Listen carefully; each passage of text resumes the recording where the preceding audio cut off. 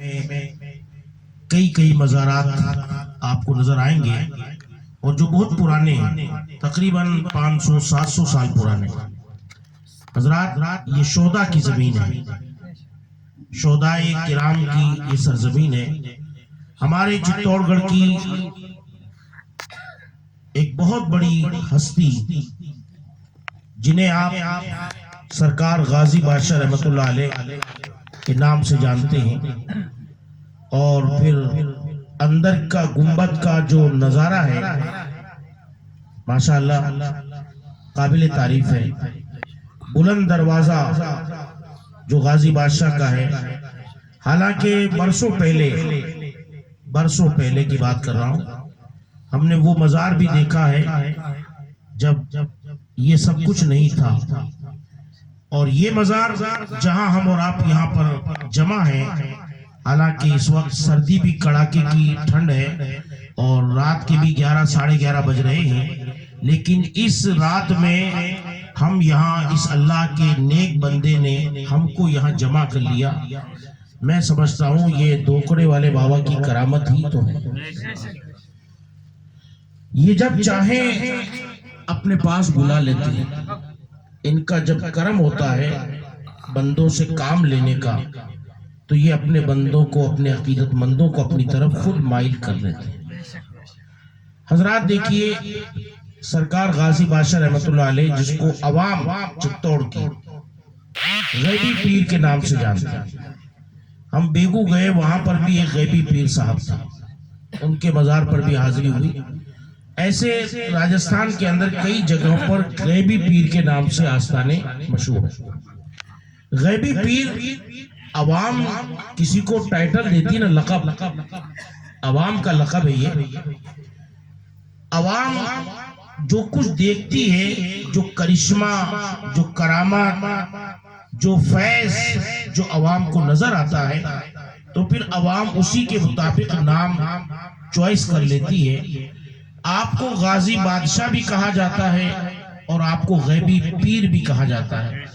मैंने अपने दिमाग से ये सोचा कि गाजी बादशाह के आस्थाने से जो लोग जिनके अंदरूनी जिस्म के अंदर गिठान हो जाए, कोई गांठ हो जाए, और लेबोरेटरी के अंदर भी जिसकी जांच का पता न चले, अकीदतमंद लोग एक मिट्टी का ढेला उस गिठान के ऊपर वार कर गाजी बादशाह के नाम से उसको एक जगह रख देते हैं, तो कुछ दिनों के अंदर या कुछ महीनों के अंदर वो गिठान खुद ब खुद गायब हो जाती है। यानी ऐसे करिश्मे, ऐसी करामातें गाजी बादशाह की एक नहीं कई हैं, जिसकी वजह से लोग उनको गैबी पीर के नाम से पुकारने लगे।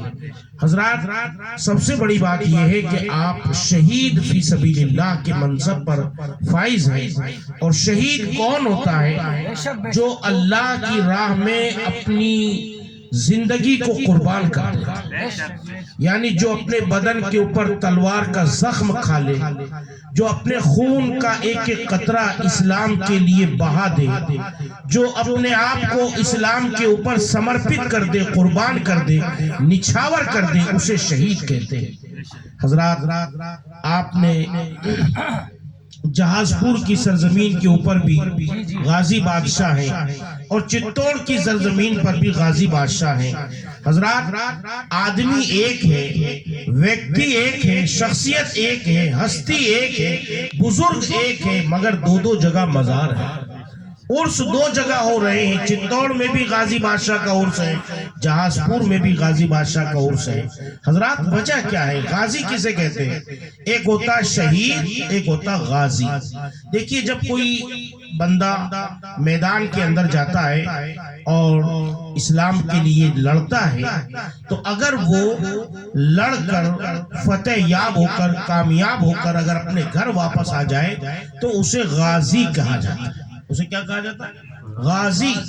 और जो लड़ाई के अंदर कुर्बान हो जाए, शहीद हो जाए, इंतकाल कर जाए, अपने आप को अल्लाह की राह में कुर्बान कर दे, तो उसको शहीद कहते हैं। तो जो बच के आए उसे गाजी, जो शहीद हो जाए उसे शहीद। مگر یہ عجیب معاملہ ہے کہ آپ شہادت پانے کے بعد بھی، یعنی آپ کا سر مبارک جسم مبارک سے الگ ہونے کے بعد، یعنی یوں سمجھو کہ سر دھڑ سے جدا ہونے کے بعد بھی آپ جو ہے گھوڑے کے اوپر سوار ہو کر چتوڑ گڑھ سے چلتے ہوئے جہاز پور تک پہنچ گئے. سر یہاں ہے، دھڑ وہاں ہے. حضرات محترم، اب آپ اندازہ کیجئے شہید کون ہوتا ہے جو بچ کر آ جائے.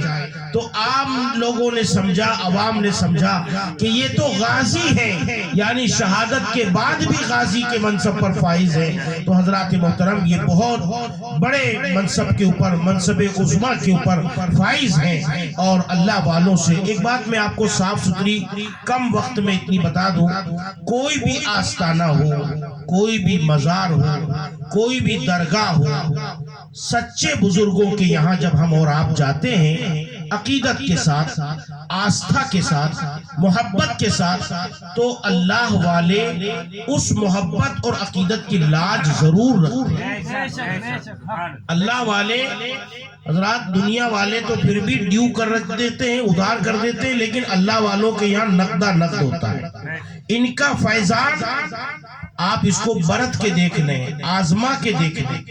اور اگر آپ کی آستھا میں کمی اور کمزوری ہے تو میں کہتا ہوں اجمیر شریف بھی آپ چلے جاؤ، خواجہ کی چوکھٹ بھی کھٹکھٹا دو، اگر دل میں کھوٹ ہے، نیت خراب ہے، آستھا میں کمی ہے، عقیدت میں کمی ہے، تو آپ کو فیض وہاں سے بھی نہیں ملے گا، بغداد سے بھی نہیں ملے گا، کربلا سے بھی نہیں ملے گا.